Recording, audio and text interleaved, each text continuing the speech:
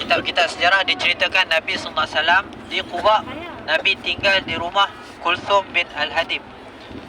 Rumah tu kedudukannya lebih kurang, kalau tuan-tuan tengok menara yang sebelah kanan ini, lebih kurang hadapan menara sebelah kanan ini. Nabi waktu malam Nabi akan bermalam di rumah Kulthum bin Al-Hadib.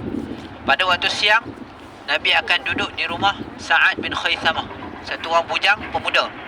Sebab Kulthum bin Al-Hadib ni merupakan orang tua lah, orang yang berumur di perkampungan Quba ini, orang yang terhormat. Nabi bermalam di rumah dia pada waktu malam.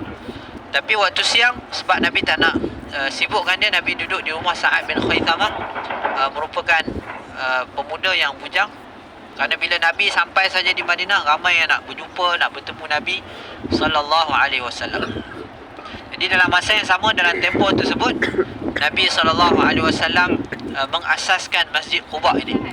Mengasaskan Masjid Quba, sehingga Allah Subhanahu Wa Taala menyebut di dalam Al-Quran, dalam surah At-Taubah, kata Allah, la masjidun ussisa 'ala taqwa min awwali yawmin ahaqqu an taquma fihi rijalun yuhibbuna an yatatahharu wallahu yuhibbul mutahhirin.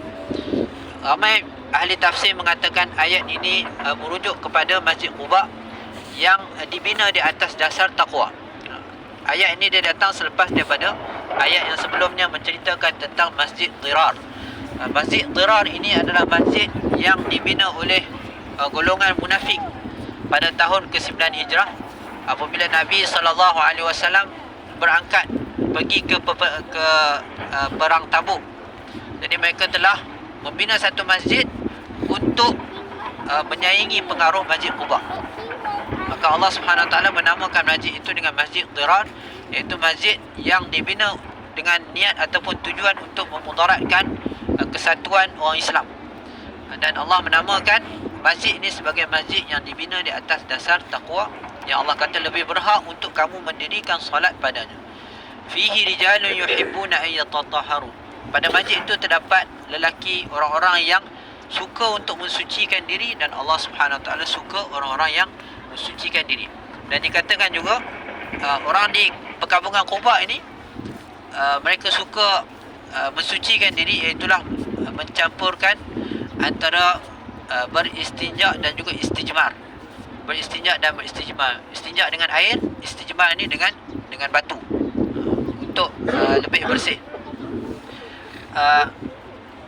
Selepas daripada siap Masjid Quba ini, selepas beberapa hari, Nabi SAW melanjutkan lagi perjalanan sehinggalah sampai ke tapak Masjid Nabawi sekarang, yang terletak di kawasan Bani Najjar, iaitulah kabilah yang berada ataupun kabilah yang mempunyai hubungan dengan keluarga Nabi SAW daripada sebelah ibu.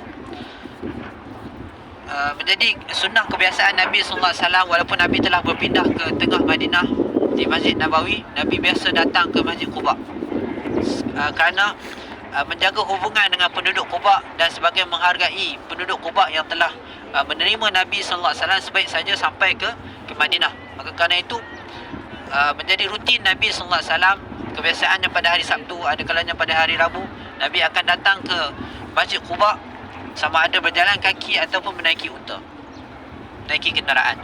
Bahkan Nabi SAW sebut dalam sebuah hadis sebagai suatu galakan, barang siapa yang bersuci daripada rumahnya.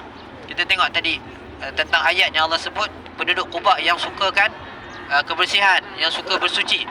Dan Nabi kata siapa yang datang ke Masjid Quba dalam keadaan bersuci, bersuci, kerana penduduk Quba suka bersuci, datang ke Masjid Quba, kemudian fasalla fihi salatan, solat padanya solat. Nabi SAW tak spesifikkan, maksudnya berapa rakaat solat, tak jadi masalah, 2 rakaat, 4 rakaat dan sebagainya.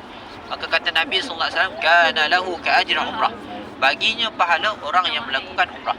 Dan ini juga untuk merawat hati para sahabat yang berhijrah daripada Mekah ke Madinah, kemudian bertahun-tahun tak dapat pulang ke Mekah, tak dapat melakukan umrah. Maka Nabi nak merawat hati para sahabat, kalau teringin nak dapatkan pahala umrah, datanglah ke Masjid Quba. Jadi insyaAllah kita di Masjid Quba ni kita akan bagi masa dalam 20 minit, boleh Dalam 20 minit. Saya ingat semua dah ambil wuduk Saya dah pesan semalam. Ada nak ke tandas? Nak berwuduk? Tak ada ya? Okey, jadi kita akan masuk.